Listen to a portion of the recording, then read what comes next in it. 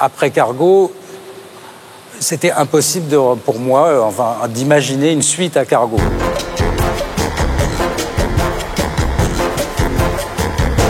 J'accueille Axel Bauer.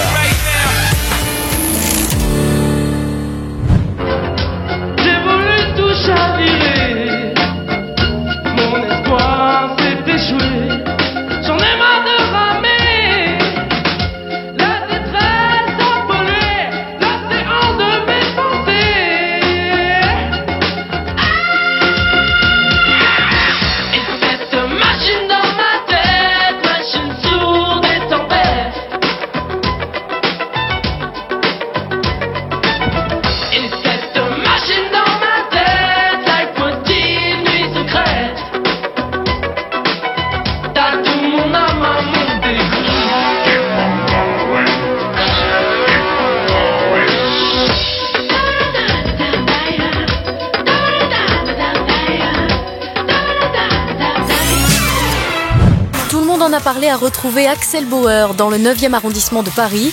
L'auteur de Cargo de nuit vit près des lieux mythiques du rock français. Il y avait le Rose Bonbon qui a fermé, il y a le J-Bus qui existe encore, et puis il y a le bus Palladium. Même l'Olympia, il a été déplacé de quelques mètres. Alors, c'est plus l'Olympia. Vous vous rendez compte, on appelle ça la campagne à Paris parce qu'il y a un arbre qu'on voit dans la rue quand même. Mais c'est... Pour nous, Parisiens, ça fait quand même la campagne. Les gars dans les campagnes doivent se marrer. Hein. C'est pas joli, ça? Direction un magasin de guitares aux allures de musée. Tout ça, c'est des vieilles guitares, en fait. Elles ont toute une histoire. Il y en a qui datent des années 40, 50. Celle-ci ? Voilà, je crois que c'est ça. Ouais, c'est ça, voilà. Ouais. Hein. C'est beau, ça, non? Cobra. Cobra. C'est une guitare, je crois, des années 70, ouais. Mais c'est... Oui, ça a de la gueule, comme on dit. Ouais. C'est un scarabée. Un scarabée désaccordé, mais un scarabée quand même. Et voilà. Une belle guitare ici. T'as des clients? Oui. Ouais? Encore. Eh ben c'est bien. Il y a encore des gens qui veulent jouer de la guitare. À bientôt. À bientôt. Salut.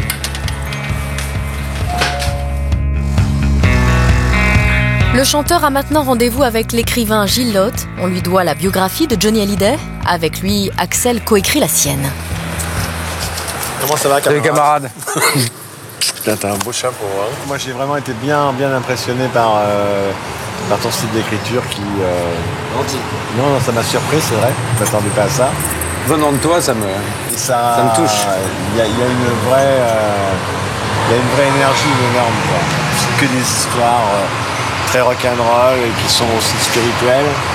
On est un peu pareil tous les deux. En fait, on est issus du rock'n'roll des années 70. Lui, il est plus Johnny Hallyday, moi, je suis plus Léo. C'est marrant parce que j'en ai parlé à Johnny hier soir. Je suis allé le voir dans sa loge. C'est un des meilleurs gratteux de l'Hexagone. Putain de compliment, quoi. Ouais, tu sais que Axel Bauer, c'est un grand guitariste. Mais c'est quand même moi qui ai la voix la plus rock'n'roll de la Terre. Au revoir, Gilles. Axel rejoint à présent son ingénieur du son. Comment ça va, partenaire?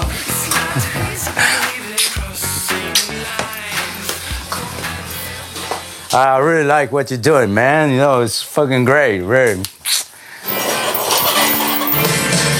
Ensemble, ils écoutent les premières maquettes du prochain album d'Axel.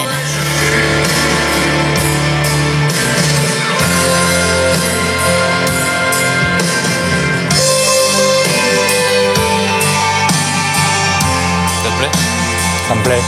Ça me plaît beaucoup.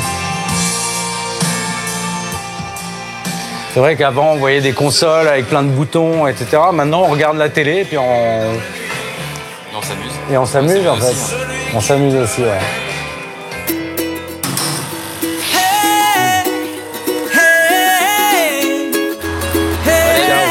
Près de 30 ans après Cargo, souhaitons à Axel Bauer qu'il retrouve le même succès. Et maintenant, la lumière se rallume sur Axel Bauer. Bienvenue sur le plateau de Tout le monde a parlé. Alors Axel, vous êtes né à Paris le 7 avril 1961, enfance musicale dans une famille musicienne. Votre grand-père tenait l'harmonium à l'église, votre grand-mère jouait du piano, votre tante était une concertiste classique de renommée internationale qui interprétait Erik Satie au Carnegie Hall. Alors, votre père, Frank Bauer, batteur de jazz amateur, c'est lui qui avait organisé le premier festival de jazz à Paris après la guerre avec Miles Davis, Charlie Parker, Oscar Peterson et son pote Django Reinhardt. Et votre premier émoi musical, c'était à l'âge de 4 ans. Votre père avait ramené à la maison Oscar Peterson. Vous êtes assis sur ses genoux quand il joue sur le piano familial. Et là, vous sentez les vibrations de la musique qui traversent son corps. C'était une expérience de se retrouver sur les genoux de ce gros bonhomme comme ça qui jouait sur le piano familial et qui me suait dessus à gouttes d'eau. Et quiconque connaît Oscar Peterson en train de jouer sait qu'il fait des sons en même temps que de jouer. Il fait des comme ça et je sentais dans sa poitrine le son du blues en fait. Il m'a communiqué quelque chose de sa passion en fait de la musique. Alors votre père, c'est un sacré bonhomme, hein. Conscient très tôt du danger nazi, il quitte la France en 1940 pour rejoindre De Gaulle à Londres. Et après quelques missions, il est engagé à la BBC. Et c'est le premier à dire, ici Londres, les Français parlent au français. Oui, avec Pierre Dac, Jean Oberlé, enfin les grands résistants. Mais effectivement, il présentait l'émission de la BBC. C'est fou. Et en juin 2010, à Londres, vous étiez avec votre père, invité par Nicolas Sarkozy pour la commémoration de l'appel du 18 juin. Oui, c'est vrai. C'est génial. Alors, vos parents vous mettent au piano à l'âge de 6 ans. Vous préférez la batterie, mais il y a des voisins, donc c'est un peu compliqué de jouer de la batterie. Et à 12 ans, vous tombez dingue de la guitare lors d'un concert des Who. Mon père, c'est lui qui m'a initié même à la musique rock, en fait. Je ne sais même pas comment il avait entendu parler des Who, parce que... mais il est arrivé un jour dans ma chambre avec 2 tickets pour les Who, et on s'est retrouvés tous les deux. Mon père était plus vieux, il avait 50 ans, et on était au milieu de hordes de hippies comme ça qui nous poussaient parce que c'était le truc, c'était de rentrer gratos, quoi. Donc on s'est retrouvés acculés contre un mur comme ça, et finalement on est rentrés et on a vu les Who et c'était une révélation pour moi. Alors votre père vous en avait donc amené voir les Who, et quand il quitte la maison, la musique reste votre lien affectif à tous les deux, quoi. Mon père, il est d'une autre époque. Il m'a eu à 42 ans, donc il est vraiment de l'ancienne génération. Il est aussi de la génération où les enfants parlaient pas à table. Les enfants étaient des choses. Jusqu'à l'âge de 18 ans, ils commençaient à avoir un peu... une sorte d'intelligence qui commençait à poindre. Mais par contre, on avait effectivement ce lien par rapport à la musique. Ouais. Alors, quand vos parents se séparent, vous êtes envoyé en pension chez les curés à Pontoise, à Saint-Martin-de-France. Là, c'est une rupture affective totale, évidemment, pour vous. Et vous dites, la guitare a été l'instrument de ma survie. Directement, dès que je suis arrivé là-bas, j'ai demandé à ma mère de m'acheter une guitare. Elle m'a acheté un truc injouable avec les cordes à ça du manche. Et le soir, dans le dortoir, je me mettais sous la couverture et j'apprenais la guitare. J'avais un magnétophone à cassette avec Johnny Winter et j'essayais de relever la guitare, les solos. Il y a un prof de trompette qui m'a appris à l'accorder. C'était le seul moyen pour moi de supporter ça. Ouais, de supporter ça. Très mauvais souvenir là-bas, même des tentatives de viol. L'homosexualité était très présente dans la pension, donc je me suis inscrit à l'atelier photo. Et donc on a été prendre quelques photos avec 2-3 gars. Ils ont éteint la lumière et je me suis retrouvé au sol, plaqué au sol par les gars. Et il y en avait un qui faisait des pompes en se frottant la bite contre moi. Et donc ça a été fini la photo, je lui ai foutu un pain et je suis sorti. Alors la première fois que vous vous retrouvez sur scène, c'est la fête de l'école avec votre groupe, les Nightbirds. Et vous reprenez des morceaux des Stooges, d'AC/DC. Mais en fait, vous avez tellement bu pour chasser le trac que vous ne vous souvenez plus du tout de cette première performance. On devait avoir 16 ans et j'avais pas vraiment bu beaucoup de whisky dans ma vie. Et juste après la balance, on a été dans un bar pour attendre l'heure du concert et il y en a un qui a dit un whisky, puis l'autre a dit ouais, allez, un whisky. Et ce qui fait qu'on est rentré sur scène complètement ivre-mort. Moi, je crois que j'ai joué dos au public. Je pense, je voyais plus rien. Et tous les mômes c'est la grande période des verres, tu sais, avec Rocheteau et tout ça. Et tous les mômes allaient retourner leur chaise vers le fond et ils gueulaient « Allez les verres, allez les verres ». Alors, à la fin des années 70, vous décrochez votre bac, vous inscrivez à une école préparatoire pour les beaux-arts, mais surtout, vous achetez votre première vraie guitare, une Gibson Les Paul, que vous échangerez contre une vieille Stratocaster série L à Dakar. Qu'est-ce que vous foutiez à Dakar? J'ai suivi ma mère qui y allait, elle travaillait pour l'hôtel Méridien, il y avait un Méridien à Dakar, donc, et là, effectivement, il y avait un groupe qui jouait dans l'hôtel, et le guitariste du groupe m'a dit « Elle est pas mal ta guitare ». Moi, je voyais qu'il tirait des bons sons de sa guitare. On a joué un peu ensemble et à la fin, on s'est échangé carrément nos guitares. Il m'a filé je savais pas que c'était une série L en plus. Une série L, c'est une guitare qui vaut une fortune maintenant. Mais il me l'a filé dans des sacs en plastique, alors que moi, effectivement, je venais de m'acheter une Gibson Les Paul toute neuve et j'ai fait ce truc-là. On a échangé, j'ai flashé sur le son de cette guitare. Alors, à l'époque, vous jouez aussi en studio avec des petits groupes. Vous écrivez des chansons. Et un jour, vous compilez 4 titres sur une cassette pour faire le tour des maisons de disques. C'est votre morceau qui intéresse. Et Philippe Missire de Mondio Music, label distribué par Vogue, vous demande d'autres titres, parmi lesquels il y a l'ébauche du couplet de Cargo de nuit. Je pense que j'avais un désir de signer, mais ça a pris tellement de temps. En fait, Philippe me demandait toujours de revenir avec des nouveaux titres. Et puis un jour, effectivement, je lui ai amené ce qui était le couplet de Cargo. Et là, il m'a dit, bon, je vais le faire écouter à mon partenaire, Michel Elie. Voilà. Alors, Michel Elie, il écrit les paroles et vous envoie en studio tout de suite, quoi. Oui, on s'est retrouvés... En fait, il y a pas mal de gens qui ont travaillé sur le texte de Cargo, essayaient de trouver un texte. Puis rien ne nous satisfaisait. Et je crois que c'était le 14 juillet... on est partis chacun de notre côté avec un papier, un crayon, et le texte de Michel était vraiment bien. C'était le texte de Cargo, voilà. Et on l'a enregistré direct. Alors, malgré l'insistance de Vogue, vous refusiez de raccourcir le morceau, qui faisait 4,45, parce qu'à l'époque, c'était tout le temps 3 minutes. Ouais. Vous avez tenu bon, hein. Faut dire que Radio 7, Énergie, ont joué le jeu. C'est le début des radios libres. Ils ont besoin de morceaux comme ça, étendards, qui font la différence avec, on va dire, la vieille programmation de variété de l'époque. Et ça nous a effectivement bien aidé. Mais c'est surtout le public, je vais te dire, qui nous a bien aidé, parce que le premier passage de Cargo, qui était sur Radio 7, je crois qu'il y a eu 500 personnes qui ont appelé pour demander qu'est-ce que c'était. Alors là-dessus, il y a le clip de Mondino. C'est le premier clip français programmé sur MTV. C'était un peu une galère de faire un clip au début, parce que les clips, ça n'existait pas, en fait. Donc on a été voir Léon Cabas, au départ, qui était le patron de Vogue. On lui a expliqué qu'on voulait faire un truc. Il nous a regardé. Bon, on était déjà disque d'or. Alors, il nous a écoutés. Il a dit combien. Bon, il a filé un peu de thunes pour qu'on fasse le truc. Ensuite, il y avait l'Octet, qui était un truc du ministère de la Culture. Et là, on faisait des petits déjeuners très, très bons les matins. Il nous demandait un storyboard, mais Mondino ne faisait pas de storyboard. Et en fait, chaque petit déjeuner se terminait invariablement par le mec de l'Octet me disant « Est-ce que tu viens ce soir à la piscine ?» Parce qu'ils étaient tous homo. Ah oui, d'accord. Et finalement, on a bien compris que si je passais pas à la casserole, il n'y aurait pas d'argent de l'Octet. Donc on a fonctionné sans eux. On est parti. Alors là, vous devenez célèbre. Quelles ont été les réactions de votre entourage devant votre célébrité? Mes copains se sont séparés de moi. Parce que j'avais trop de succès avec les filles, qu'on se retrouvait à table comme ça avec des filles. Et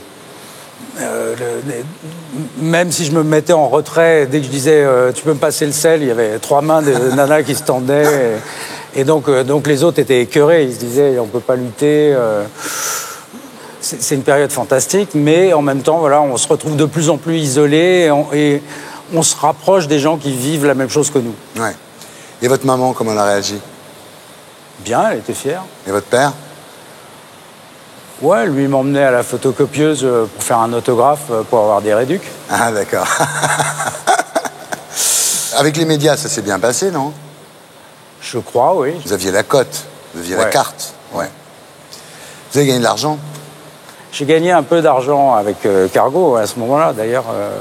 Énormément, en fait. Ça me paraissait énorme. Et puis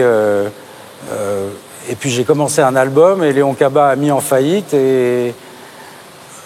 Et puis il m'a redemandé la somme que j'avais gagnée, finalement, pour garder mes bandes de mon premier album. Tu vois. Donc, finalement, j'ai pas gagné lourd à ce moment-là. À la sortie, Cargo, c'est une opération blanche pour vous? Pratiquement. Pratiquement. Ouais, pratiquement. L'amour, on n'en parle pas, donc vous aviez un succès phénoménal. Oui, mais c'était pas de l'amour. Hein. Oui, le sexe. Des expériences. Ouais. Vous en avez profité? Oui. Ouais. Surtout que j'étais plutôt très timide. Donc là, c'est quand même une situation vachement bien. On n'a pas trop à faire le premier pas. Et donc, oui, il fallait que je fasse un peu mon éducation sexuelle aussi. Ouais. Quel était le meilleur moment de toute cette époque, Cargo? Je crois que tout du long, parce que c'était une découverte permanente. Il y a des épisodes, il y a des anecdotes, mais d'abord, on a été très soudés avec Michel Elie, Philippe Missire, Jean-Baptiste Mondino. Il y a eu des belles rencontres. Crouchet, qui était le DJ des Bains, pour qui j'ai produit ses singles, etc., qui était un pote. J'ai rencontré plein de gens intéressants aussi. Mick Jagger, que je rencontre un soir et qui me dit « j'adore ton truc », c'était un bon moment. Oui, bah. Et peut-être le pic du truc, ça a été cette émission de télé où j'entends dans ma loge un Anglais qui râle parce qu'on lui a perdu sa guitare et j'en ai marre de l'entendre et je prends justement ma Strat et je sors dans le couloir et je lui colle la guitare comme ça dans les bras et je lui dis « vas-y mec, nous fais pas chier, fais ton truc avec celle-là, elle est géniale » et là je lève les yeux et c'est Roger Daltrey. Oh putain. Des Who. Et Roger Daltrey des Who. Ça renvoie à 74. Ça me renvoie à 74, à pourquoi je fais de la musique. Et tout d'un coup, le gars regarde la guitare et il me dit « Yeah, it's fucking good guitar ». Tu vois. Et on commence à discuter. Et comme il devait me rendre la guitare, il a regardé ma prestation avec Cargo. Ça lui a plu. Et 2 semaines après, il appelait mon manager pour reprendre la chanson. Vrai.